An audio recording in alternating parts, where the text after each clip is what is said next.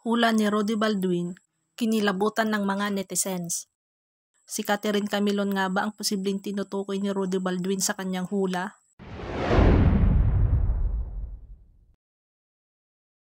Tila kinilabutan ang marami sa revelasyon niyang ito dahil alam ng marami na halos lahat ng hula nito ay totoong nangyari. Sa mga hindi pa nakakakilala, ay isang kontrobersyal na personalidad na nakilala online lalo na sa kanyang mga social media posts na naglalahad ng mga vision o panghuhula sa mga di umano ay pangyayaring magaganap sa hinaharap. Lalo umugong ang kanyang pangalan matapos itampok ang kanyang mga hula sa mga palabas sa KMJS at Rated K. Matatanda ang naging trending si Rudy Baldwin dahil sa nahulaan raw niya ang pagpanong ng veteranang aktres na si Cherry Hill. Isa sa kanyang pangitain ay may isang sikat na artista na babae kung saan ay kinagigiliwan ng lahat. Magaling na artista umano ito, sumikat noong kabataan niya. Para sa ilang netizens ay tila si Cherry Hill ang tinutukoy sa pangitain na ito.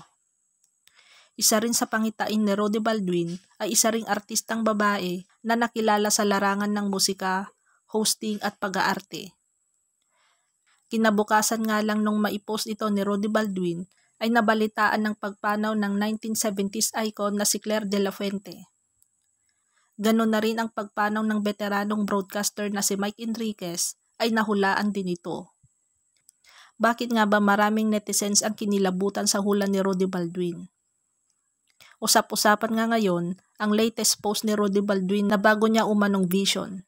Ayon nga sa post, October 6, 2023, Batangas Vision. Itong nakikita ko ay paulit-ulit ko na nakikita.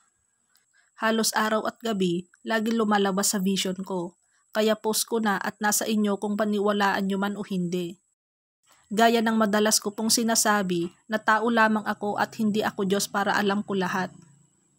Kung ano man pinapakita sa akin, hanggang doon lang din ang aking masasabi. May nakita akong isang babae na binaon sa lupa na wala ng buhay sa isang lugar, na kung saan tapat nito at kalapit lang ng dagat at ang tapat ng dagat ay may makita kang matataas ng mga damuhan. Maraming damo. Medyo mahaba ang damuhan at may nakita din akong bahay na bato pero wala akong makita na tao. May kalayuan sa syudad to dahil mahaba ang kalsada na nakita ko sa vision ko. At may madaanan kayong kahoy ng kawayan bago nyo marating ang lugar. Ulitin ko po ulit, paulit-ulit ito pinapakita sa akin kahit nasa loob ako ng simbahan. Nagsimba, nakikita ko ang lugar. Isang babae na animoy, nag-antay lang ng alamin at hanapin siya. Hanggang dito na lang po ang aking masasabi. Lagi natin tandaan na mag-ingat ang lahat palagi at huwag kalimutan ang manalangin ng taimtim. Maraming netizens nga ang nag-react sa post na ito ni Rudy Baldwin. Yung beauty queen agad pumasok sa isip ko. Kilabot ko. Huwag naman sana. Naway makauwi siya ng maayos buhay sa pamilya niya. Ang beauty queen agad na sa isip ko. Sana mahanap na siya at sana mali na sa isip ko. Yung beauty queen pumasok sa isip ko. Tapos kilabot at kaba ang nararamdaman ko. Kinilabutan ako dito. Baka po ito yung teacher na nawawala.